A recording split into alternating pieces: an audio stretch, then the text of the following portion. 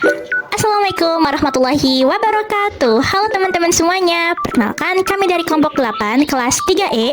Hari ini akan mempresentasikan materi tentang pembinaan disiplin kelas untuk memenuhi salah satu tugas pada mata kuliah pengelolaan kelas yang diampu oleh Ibu Dr. Cucun Sunaingsi SPD MPD. Sebelum itu, mari kita berkenalan terlebih dahulu dengan kelompok 8. Yang pertama ada Dinda Sarasyaha dengan NIM 2402233, lalu ada Nisa Nurpasa dengan NIM 2407515, lalu ada Ratih Fadilah dengan NIM 2409436, lalu yang terakhir ada Sofia Sri Maharani Bunda dengan NIM 2406857. Yang pertama, pengertian. Secara etimologis, kata disiplin berasal dari bahasa Latin disciplina, yang berarti belajar atau mengajar. Ini menekankan bahwa disiplin adalah suatu proses pembelajaran. Menurut Santoso, disiplin merupakan kesadaran akan sikap dan perilaku yang sudah tertanam dalam diri seseorang, sesuai dengan tata tertib yang berlaku dalam suatu keteraturan secara berkesinambungan pada suatu tujuan atau sasaran yang telah ditentukan.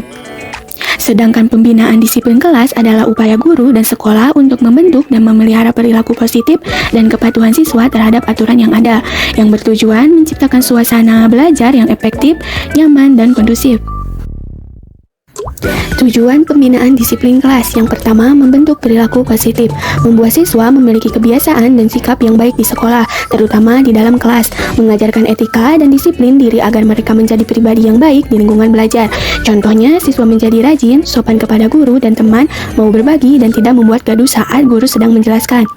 Kedua, melatih bertanggung jawab, mengajarkan siswa untuk mengakui dan melaksanakan tugas atau kewajiban yang menjadi bagian mereka, menjadikan siswa mandiri dan bisa diandalkan dalam tugas sekolah maupun tugas pribadi. Contohnya, siswa mengerjakan PR tepat waktu, menjaga kebersihan meja sendiri, mengakui kesalahan jika melakukan pelanggaran, dan menyelesaikan tugas kelompok dengan sungguh-sungguh.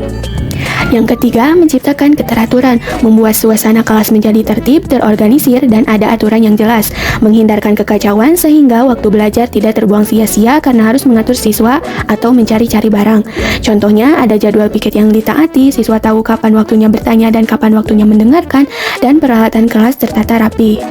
Yang kelima, menciptakan suasana belajar yang efektif, mewujudkan kondisi kelas di mana semua siswa bisa fokus, nyaman, dan materi pelajaran dapat tersampaikan serta dipahami dengan baik. Contohnya, kelas terasa aman tanpa bullying, siswa tidak takut bertanya atau berpendapat, dan semua orang terlibat aktif dalam pembelajaran. Bisa kita lihat pada slide ini, ada 4 unsur penting dalam kedisiplinan menurut Siahaan dalam jurnal oleh Asa Hilasi tahun 2016, yaitu peraturan, penghargaan, hukum, dan yang terakhir adalah konsisten. Yang pertama itu adalah peraturan. Peraturan berfungsi sebagai pedoman perilaku bagi siswa. Melalui peraturan, siswa tahu mana yang boleh dan mana yang tidak boleh dilakukan di sekolah. Contohnya, yaitu datang ke sekolah tepat waktu, mengenakan seragam sesuai dengan jadwal, serta menjaga kebersihan kelas. Nah, dengan adanya aturan, siswa belajar bertanggung jawab dan memahami batas-batas dalam bertindak. Selanjutnya yaitu ada penghargaan. Penghargaan diberikan kepada siswa yang menunjukkan perilaku baik dan patuh terhadap aturan. Misalnya, guru memberikan pujian, bisa juga dengan bintang apresiasi ataupun sertifikat kecil bagi siswa yang rajin hadir dan disiplin dalam mengerjakan tugas. Nah, hal ini akan menumbuhkan motivasi siswa lain untuk ikut berperilaku disiplin. Lalu yang ketiga ada hukuman. Hukuman diberikan kepada siswa yang melanggar peraturan agar mereka belajar dari kesalahan dan tidak akan mengulanginya. Contohnya, di kehidupan nyata, siswa yang sering terlambat bisa dimintai membersihkan kelas atau menulis surat pernyataan agar lebih bertanggung jawab. Nah, tentunya dengan ada hukuman itu harus bersifat mendidik, bukan cuma membuat anak takut saja. Lalu yang terakhir ada konsisten. Unsur terakhirnya ini, konsisten berarti tingkat keseragaman atau stabilitas. Konsisten tidak sama dengan ketetapan dan tiada perubahan. Dengan demikian, konsisten merupakan suatu kecenderungan menuju kesamaan. Disiplin yang konstan akan mengakibatkan tiadanya perubahan untuk menghadapi kebutuhan perkembangan yang berubah. Nah, mempunyai nilai mendidik yang besar, yaitu peraturan yang konsisten dengan memacu proses belajar anak. Dengan adanya konsistensi, anak akan berlatih dan terbiasa dengan segala yang ketat, sehingga mereka akan termotivasi untuk melakukan hal yang benar dan menghindari hal yang salah. Metode pembinaan disiplin. Membina disiplin peserta didik tidak hanya tentang peraturan, tetapi juga tentang pembentukan karakter. Yang pertama, melalui keteladanan. Disiplin diajarkan paling efektif dengan tindakan nyata, bukan hanya kata-kata. Ketika guru dan orang tua menunjukkan sikap disiplin, seperti tepat waktu, jujur, dan bertanggung jawab, peserta didik akan melihat dan menirunya secara alami. Contoh yang baik adalah guru terbaik. Yang kedua, melalui nasihat. Metode ini dilakukan dengan komunikasi yang baik dan penuh kasih sayang. Guru memberikan pengarahan, penjelasan, serta alasan mengapa suatu perilaku itu penting atau tidak baik. Tujuannya adalah untuk membangun kesadaran dari dalam diri peserta didik, bukan hanya sekadar paksaan. Yang ketiga, melalui hukuman dan penghargaan. Metode ini menggunakan konsekuensi yang jelas. Hukuman diberikan saat peserta didik melanggar, bertujuan untuk mengoreksi perilaku dan mengajarkan tanggung jawab. Hukuman harus mendidik, bukan menyakiti. Kemudian, penghargaan diberikan saat peserta didik menunjukkan perilaku disiplin, bertujuan untuk memotivasi dan menguatkan perilaku positif tersebut. Yang keempat, melalui pembiasaan. Disiplin dibentuk dengan melakukan hal-hal baik secara berulang-ulang hingga menjadi kebiasaan, misalnya membiasakan mengantri, membuang sampah pada tempatnya, atau mengucapkan terima kasih. Kebiasaan ini lambat laun akan melekat dan dilakukan tanpa paksaan. Dan yang terakhir, melalui perhatian khusus, memberikan perhatian lebih kepada peserta didik yang membutuhkan bantuan khusus dalam hal kedisiplinan. 3 teknik pembinaan disiplin.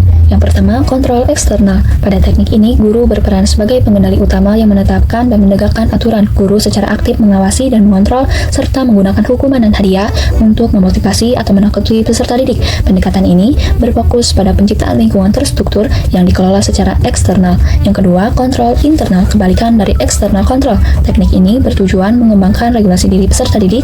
Guru berperan sebagai fasilitator yang membimbing siswa untuk memahami nilai-nilai disiplin secara intrinsik, fokusnya pada pengembangan kesadaran diri tentang pentingnya perilaku disiplin untuk keberhasilan belajar. Dan yang terakhir, kontrol kooperatif. Teknik ini menggabungkan peran guru dan siswa. Mereka bersama-sama membuat perjanjian kelas yang berisi aturan dan sanksi yang harus disepakati. Melalui proses partisipatif, mereka menyepakati norma-norma perilaku dan konsekuensi yang berlaku. Model ini membangun rasa kepemilikan bersama terhadap tata tertib kelas. Selanjutnya yaitu ada peran guru dan penerapan pembinaan disiplin. Guru memiliki posisi yang sangat strategis dalam membentuk kepribadian dan karakter peserta didik, terutama dalam hal kedisiplinan. Disiplin bukan hanya sekadar mematuhi aturan, tetapi juga merupakan bentuk kesadaran diri untuk bertanggung jawab terhadap tindakan dan kewajiban masing-masing. Dalam konteks sekolah, guru menjadi figur sentral yang menentukan arah dan pola pembinaan disiplin siswa. Sebagai pelaksana pertama tata tertib, guru menjadi garda terdepan dalam memastikan seluruh peraturan sekolah dijalankan dengan baik. Guru harus memahami setiap aturan yang berlaku, mencontohkan penerapannya, dan menjelaskan tujuannya kepada siswa. Keteladanan guru dalam hal disiplin seperti datang tepat waktu, mematuhi peraturan sekolah, dan menjaga sikap profesional di hadapan siswa menjadi pembelajaran nyata yang mudah ditiru oleh peserta didik. Selain itu, guru berperan sebagai pengarah, yaitu membimbing siswa untuk memahami makna dan tujuan dari setiap aturan. Melalui arahan yang baik, siswa tidak hanya patuh karena takut terhadap hukuman, tetapi karena mereka menyadari manfaat disiplin bagi dirinya sendiri dan lingkungan belajar. Dalam hal ini, guru harus mampu menggunakan pendekatan yang persuasif, komunikatif, dan penuh empati agar siswa merasa dihargai sekaligus termotivasi untuk memperbaiki diri. Guru juga berfungsi sebagai pengawas yang memastikan pelaksanaan aturan sekolah berjalan konsisten.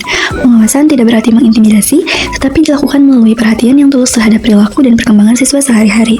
Guru dapat mengamati perubahan sikap, memberikan peringatan dengan cara yang mendidik, serta menindaklanjuti pelanggaran dengan langkah yang adil dan proporsional. Selain menegakkan aturan, guru juga memiliki peran penting dalam memberikan penghargaan kepada siswa yang mampu menunjukkan disiplin tinggi. Penghargaan ini bisa berupa pujian, apresiasi lisan, sertifikat, atau kesempatan khusus.